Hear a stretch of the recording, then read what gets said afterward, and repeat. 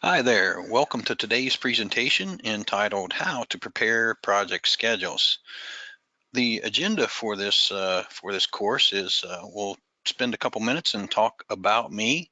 Then we'll look at the course objectives and then deep dive into the four lessons. Lessons number one is we'll talk about Gantt charts.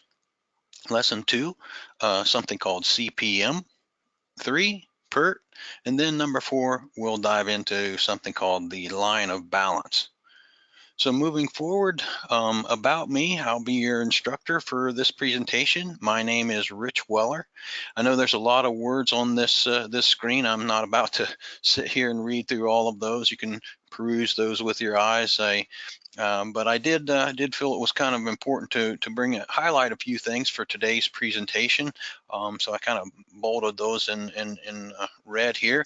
I've got over 20 years experience in the project management space, and I'm a part-time instructor for Washtenaw Community College. I'm also certified in Microsoft Project as well as PMP certified Project Management Professional.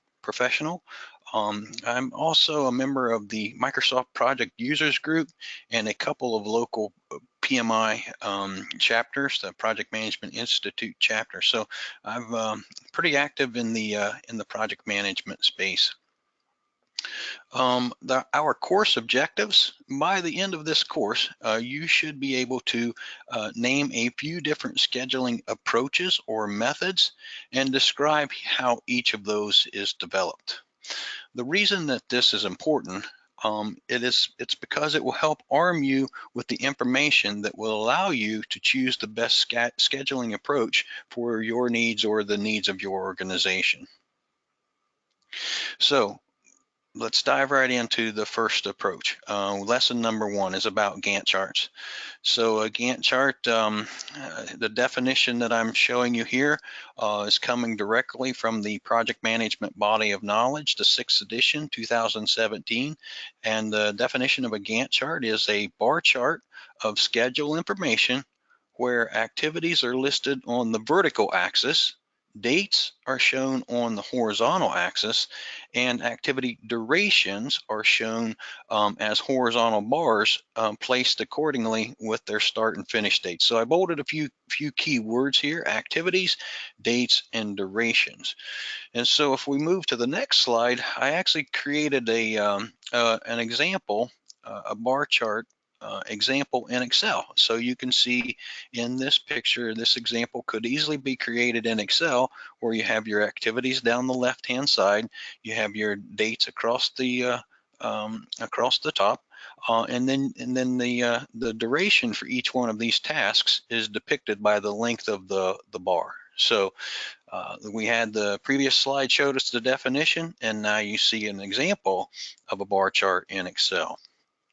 But remember, we are talking about Gantt charts. That's our topic. So unlike a bar chart, the modern Gantt chart shows the dependency relationship between activities. So let's move forward now and show how we would show those dependencies. So I took that bar chart in Excel and created these lines with the arrows on it, showing the interrelationship between these tasks or the dependencies between these tasks. So this is an example of how you would create a Gantt chart in Excel that has those dependencies. And then the next slide I'll show you is actually a snapshot from the Gantt chart view from a Microsoft project schedule. So you can see by default the Gantt chart view has the tasks down the left-hand side, the dates across the top, the duration of each of the tasks are depicted in the bar, the length of the bar, and you can see the interdependencies or the dependencies between these tasks with the arrows. So this is the out-of-the-box Gantt chart view that it would be created that you could create within Microsoft Project. So moving forward, lesson number two, that's about CPM. CPM stands for Critical Path Method. So if we don't jump into the definition of CPM, It is a method used to estimate the minimum project duration and determine the amount of schedule flexibility on the logical network paths within the schedule model. A lot of words there, some key words. It's the minimum project duration and flexibility. So again, we snagged this definition from the Project Management Institute's project management body of knowledge. So if you wanted to learn more about it, you could go there.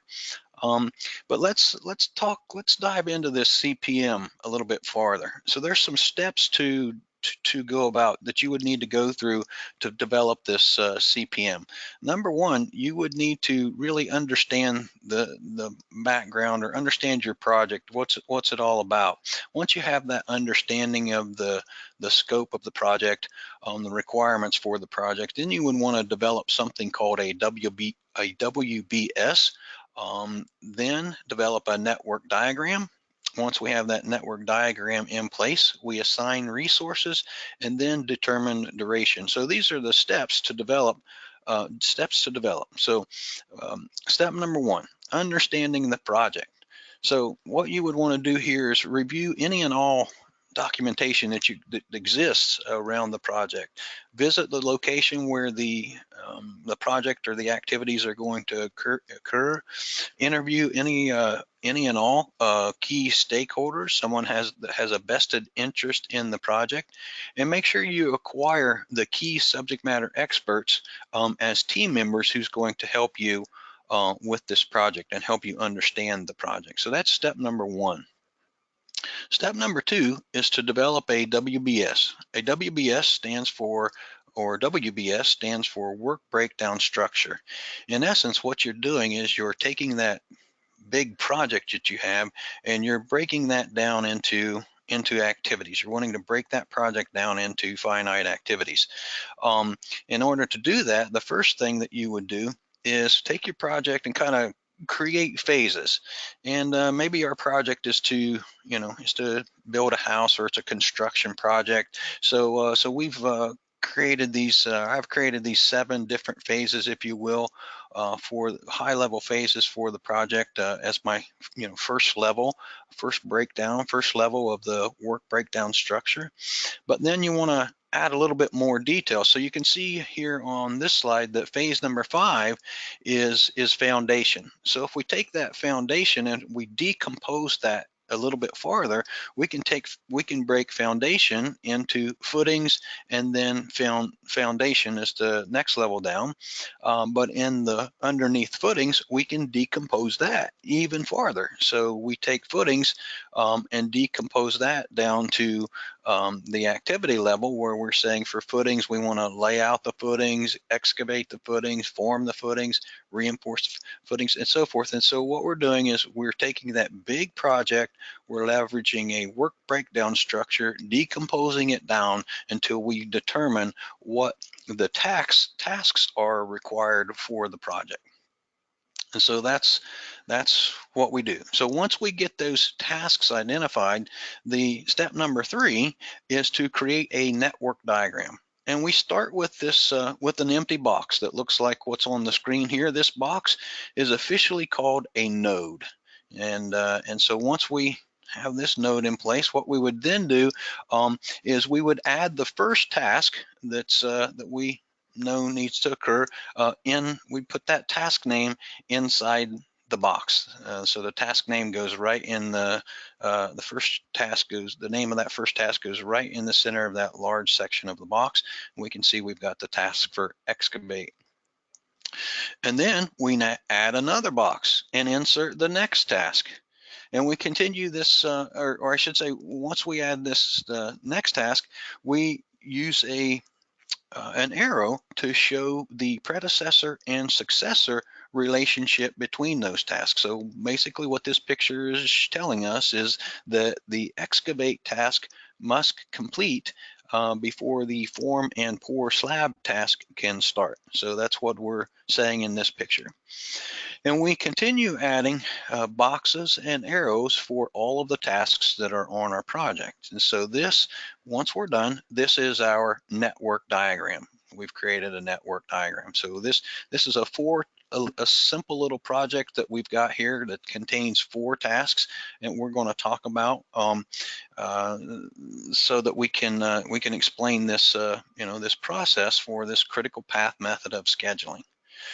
So we've got this 4-task project here, and we're looking at this in our network diagram.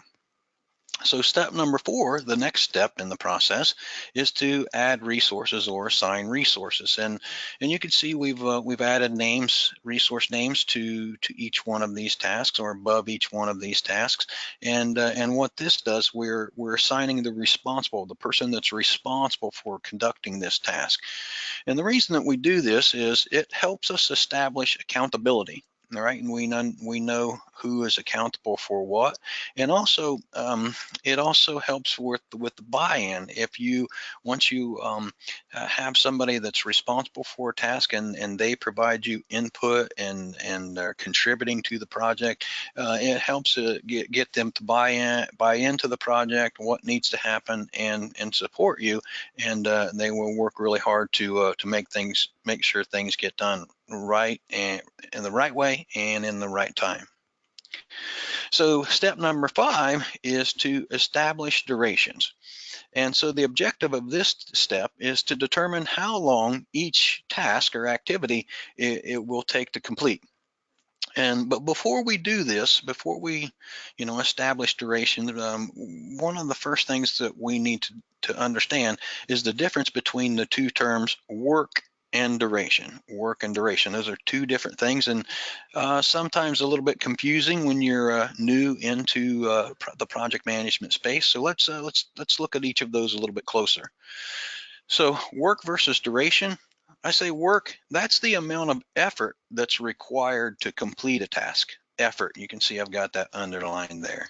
Duration, that's the amount of time that's given to complete the task. So effort and duration, or work and duration, effort and time, two different variables. But again, we're just looking at words here. Let's use a real life example or scenario, one that we can all relate to. So let's say your spouse would like to have the living room painted while you're on vacation. You've done this before, so you know that it requires about 10 hours worth of work or effort. It requires about 10 hours of your time to do this, paint this living room, but you're going to give yourself a full week to get it done. So in that scenario, work would be equal to 10 hours, where duration would be equal to 5 days. And five days. And so that's a real world scenario to help you understand the difference between work and duration, and those are two different values or variables.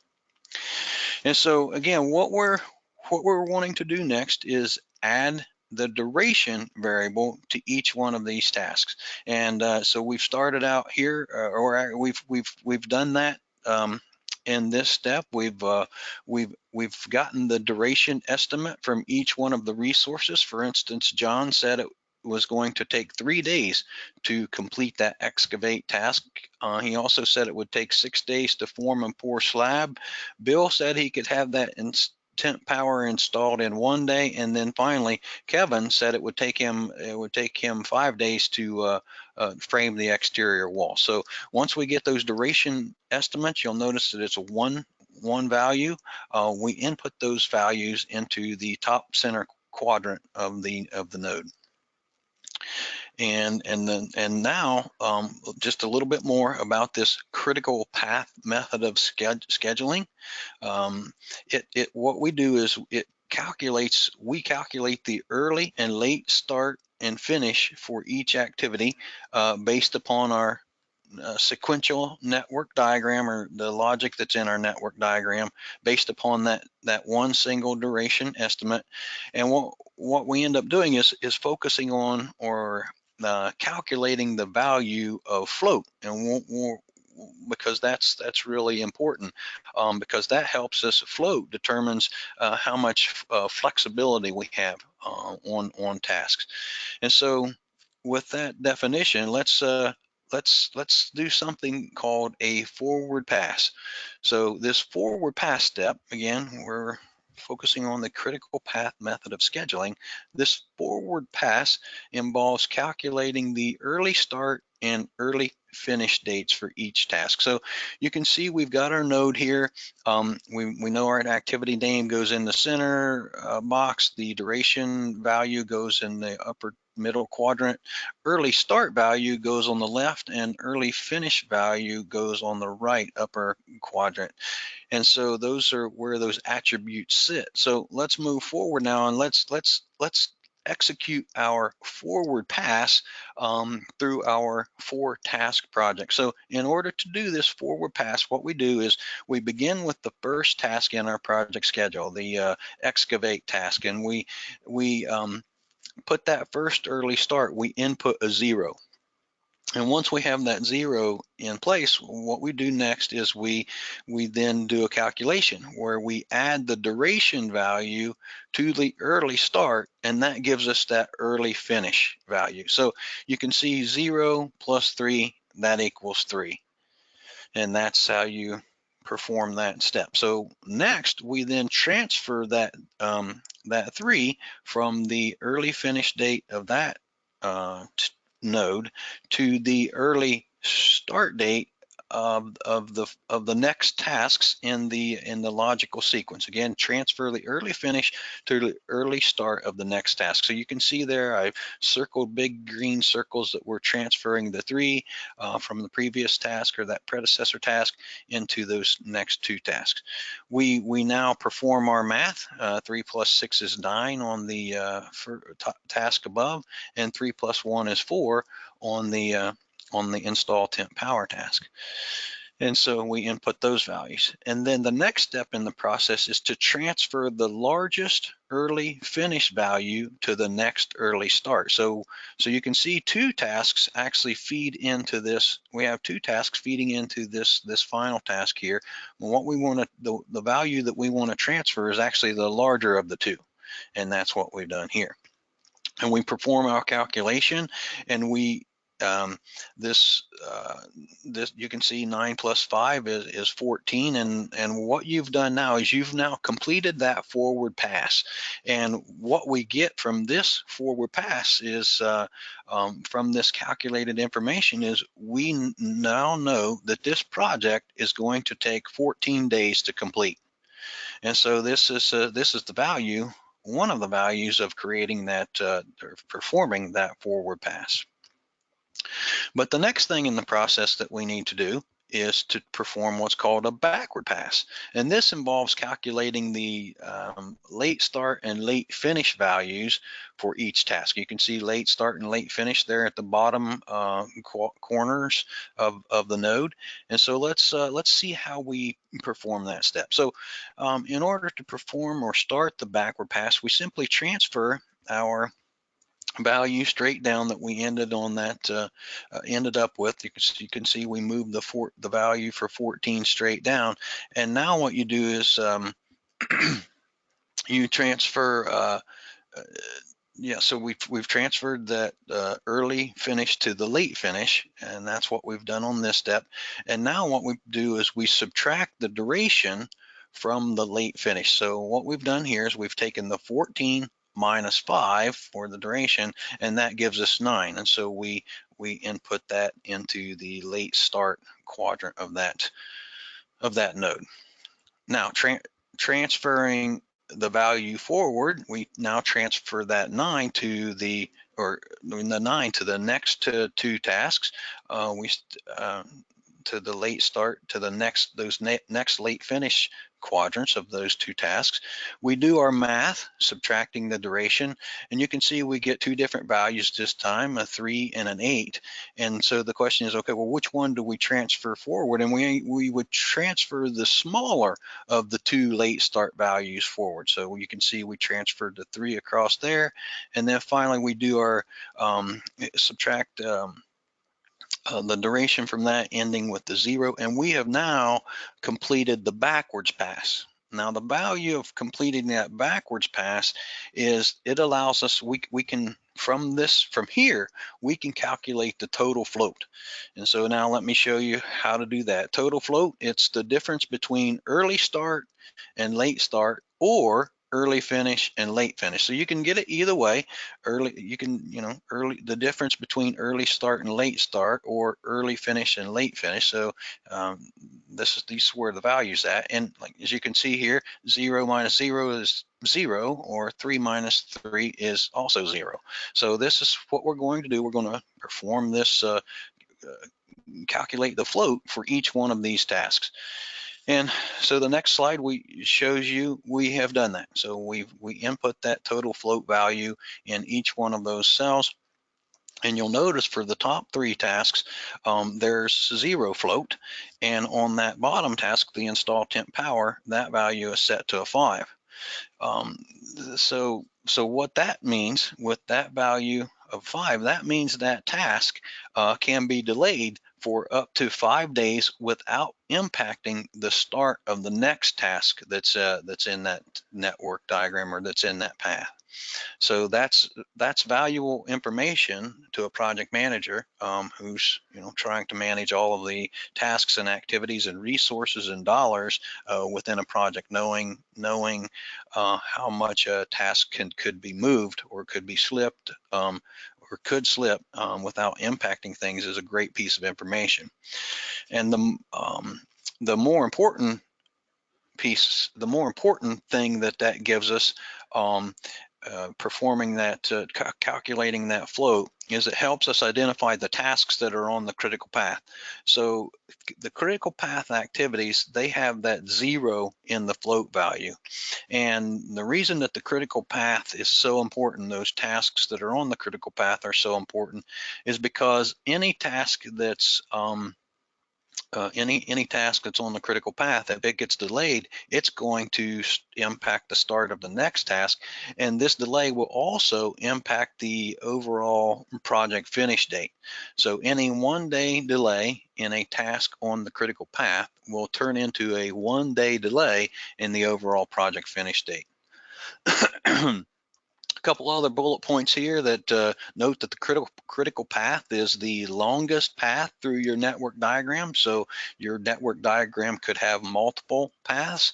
The critical path is going to be the longest path through the network diagram, and the duration of those tasks that are on the critical path is also the shortest amount of time in which your project could be completed. So those are some bullet points around the critical path and why it's important. Let's examine the tasks that are on the critical path in our little 4 project schedule. So we can see those that I've got them highlighted here, and these are the tasks that have the 0 float. And so these are the tasks that are on the critical path of this project. So moving forward, just another little snapshot from Microsoft Project. We've got the same 4 tasks. You can see that I brought in I established the same logic and the same duration. And you can see that I brought in a field here into this view, a column from Microsoft Project that says total slack. And you can see that there's that same 5 days sitting here. We can also see how it's possible to format the task bars in Microsoft Project, so that we can see those critical path tasks in red, and we can see the one task that's not on the critical path is automatically formatted as blue. So the Microsoft Project is showing us here that it abides by the critical path method of scheduling. So I think we've completed that topic, and now let's move into lesson number 2.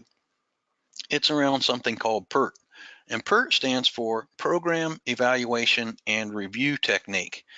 Program evaluation and review technique. And to be quite honest, this is it's currently known as something called the 3-point estimating approach. So if you were going to do any research on this topic, and you may want to use that phrase, 3-point estimating, because it's more of a modern term, if you will.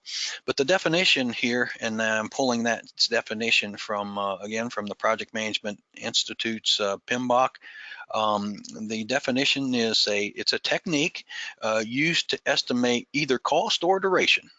It could be used to calculate cost or duration, and what we do is we apply an average or weighted average on 3 different variables. Those variables of optimistic, pessimistic, and most likely estimates. And it's really used when there's a lot of uncertainty with the um, individual activity estimates. And so a lot of words there. Let's put this into action. Let's run the play here. Oh, so the moral of the story is, unlike our critical path method of scheduling, where we ask for 1 duration value using the Pert approach, or the 3-point estimating approach, we now ask for 3.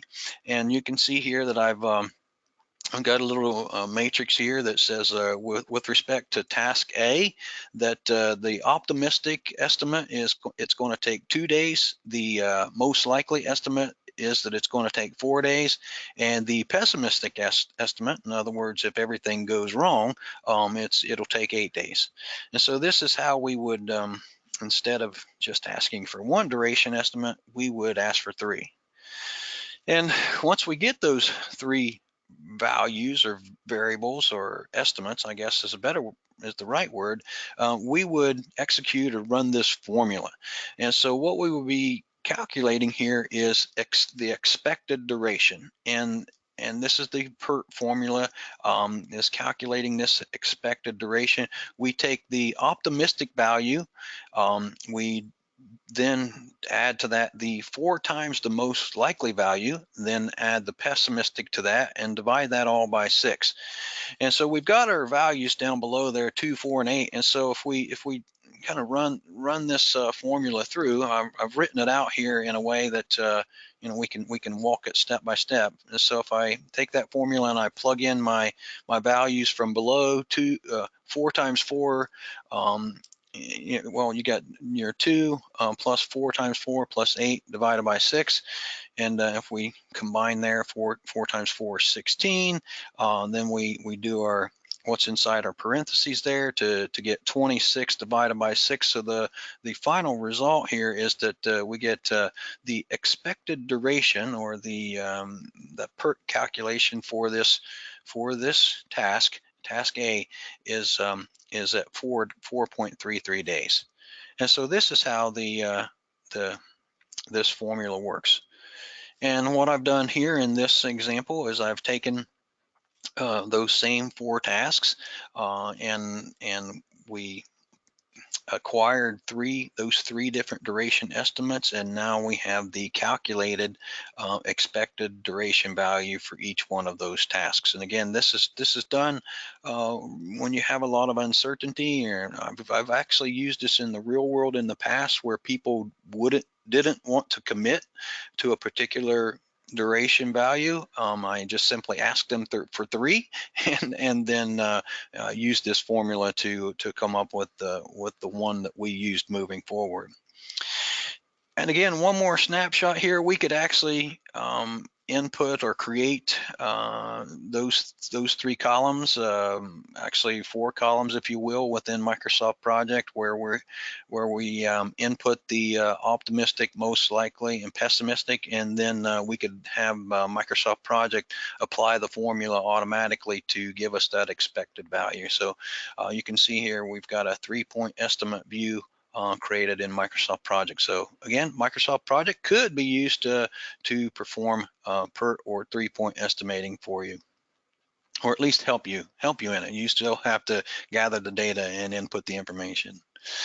So Let us now move on to lesson number 4, our final lesson around line of balance. So line of balance is a method of showing repetitive work. So that's a key phrase here. It's dealing with repetitive work that may exist in a project, but being able to show that on a single line graph. So we're going to put repetitive work on a line graph. Unlike a bar chart, which shows the duration of activity, particular activities, a line of balance chart shows the rate at which the work, which makes up all of the activities, has to be undertaken to stay on schedule. The relationship of one trade or process to the subsequent trade or process is defined by the space that's between the lines.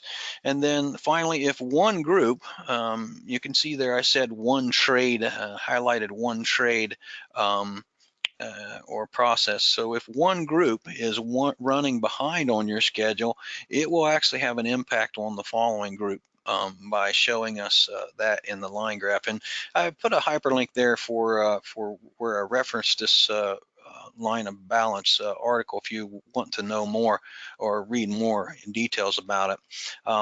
Also, coming from the Project Management Institute, you can see there an article down there below, a couple more bullet points. The line of balance proposes that the planning of activities should be according to a rate of production or cycle, meaning the number of production units delivered by a working crew. Okay, you can see I got crew by a unit of time. So crew, group, time, and then finally this concept is similar to to the concept of takt time from the Toyota production system. So a lot of words here. I know it's hard for me sometimes to get my head around words, so it works better when we can have an example that we can walk through. So here's our example. Let's say that our project is to build 6 houses where each house consists of the following 4 activities. So activity A there is excavating. These are kind of our same, these are not the exact same, but these are 4 tasks around the house construction. So A is excavating, B is footings, C is framing, and then D is interior finishes. And you can see we have a duration value tied to each one of these activities.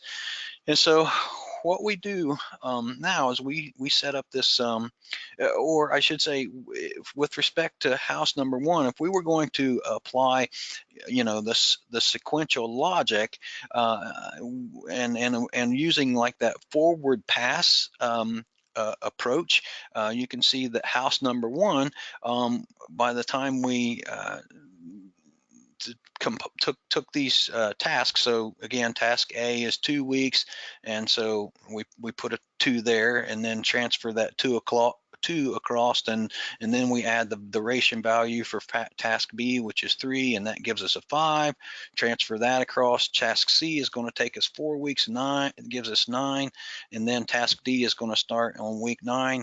It's going to take 2 weeks. So the moral of this story is that one house, or house number 1, is going to take 11. It's going to complete on week number 11 using this sequential logic approach. And if we were to graph that on our graph, it would look like this. And so you can see that all I'm doing is transferring the values that are calculated, that we calculated here, onto this graph. And so moving forward, you can see that I transferred those tasks and that logic and those durations into Microsoft Project, and lo and behold, Microsoft Project also says that one house is going to take 11 weeks to complete. And using that sequential logic, if one house takes 11 weeks to complete, if we followed that sequential or finish to start type approach, it would actually take us 66 weeks to complete all 6 houses. You can see that again, I tossed this information into Microsoft Project so we could get a visual around the words I'm trying to say here, that 6 houses using a sequential finish to start logic would take 66 weeks. However, or I should say, and then zooming in and focusing on just two houses, right? With that logic, two houses using that sequential logic would take us 22 weeks. So nothing too difficult here with the logic and the durations. I'm just trying to make a point that what we're using here is like a sequential logic approach. But in the line of balance approach, you'll remember that it was talking about repetitive work done by teams or groups. And so let's go back to our original project. Again, we've got 6 houses where we want to build 6 houses, and each of them contain 4 activities. And with respect to those activities, if we assign teams to each one of those activities, just like I've done below, team 1, team 2, team 3, and team 4, if we assign teams to each of those activities, we can do things differently, and we can get things done much quicker. And so let's say our scenario is now this, that we have these different teams assigned. So what you would do now is you would go back to your model and apply teams to your model. And so we've built this structure where we've put the teams above the activity. So we're starting. We already had house 1 in place, but now we're putting in house 2. We can see the same series of activities. But we calculate things a little bit differently now. We actually calculate things moving from instead of a left to right motion, we calculate moving from from a top down. So in this case, we simply transfer for team number 1. We transfer the 2 from when task A completes, we transfer that down to the start date for house number 2. So you can see we're transferring that 2 from here to here.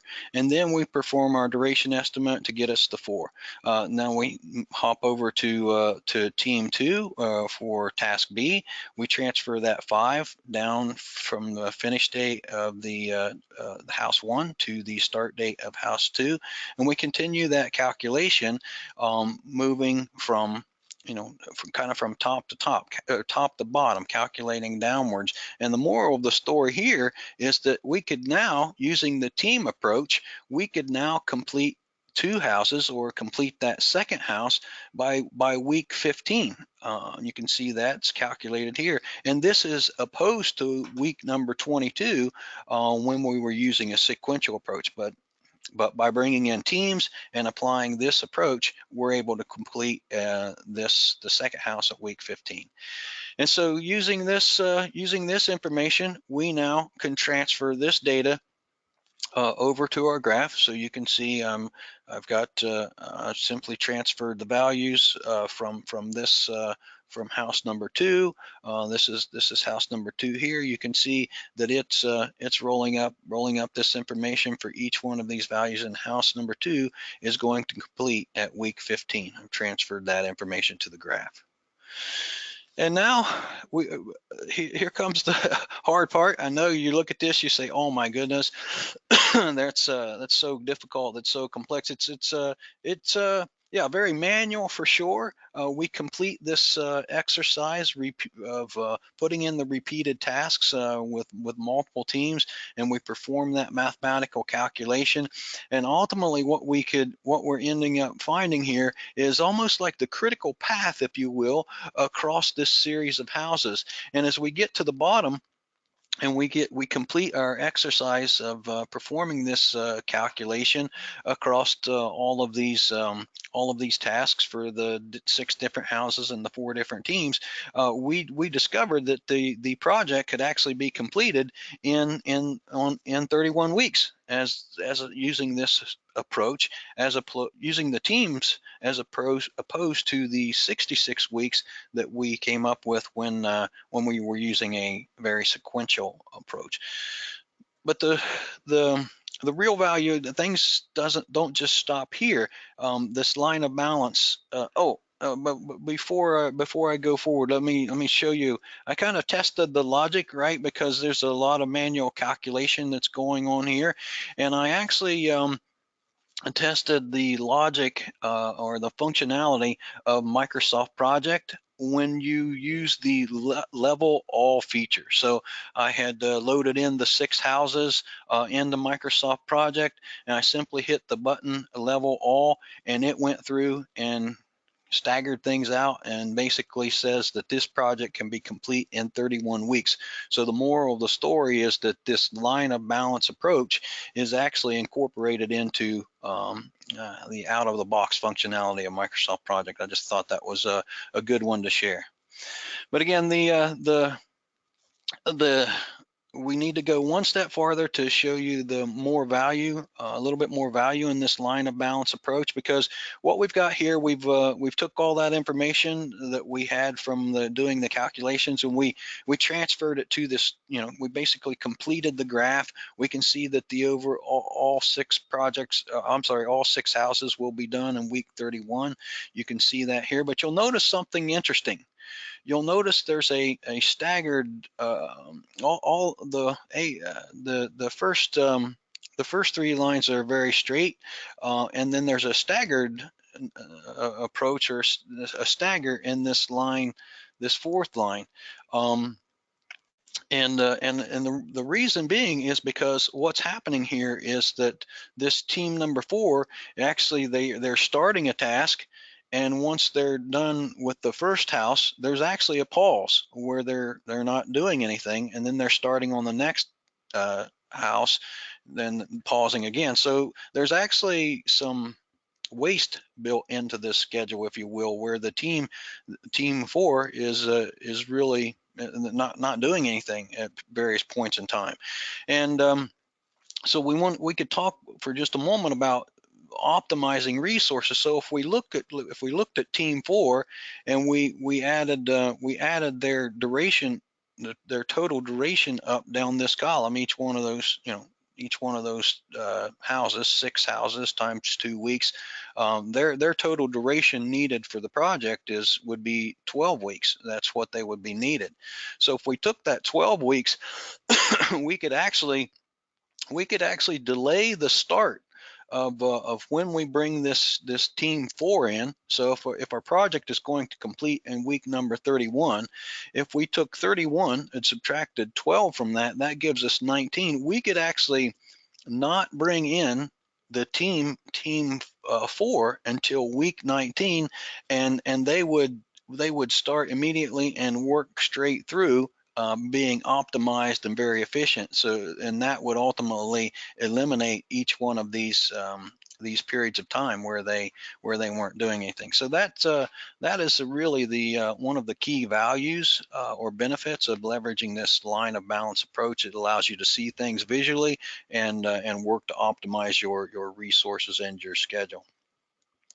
So, wrapping up here, what did we learn today? In summary, you learned about something called CPM, the critical path method of scheduling, identifying, using a work breakdown structure to ultimately come up with the various tasks in your project, putting those tasks in a network diagram, assigning resources, and ultimately getting one duration value, taking that then taking that network diagram and performing a forward pass, then a backwards pass to calculate float, or probably more importantly, to find the critical path tasks on your project.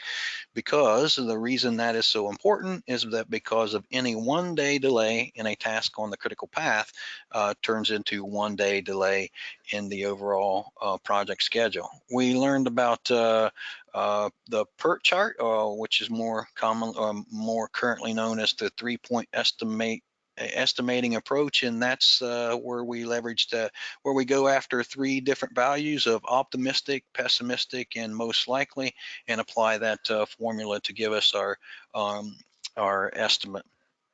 Gantt charts, we saw the difference between Gantt charts and bar charts, knowing that Gantt charts have logical relationship or dependencies. And then finally, we just looked at the line of balance, and which is really useful when we're talking about teams conducting repetitive work.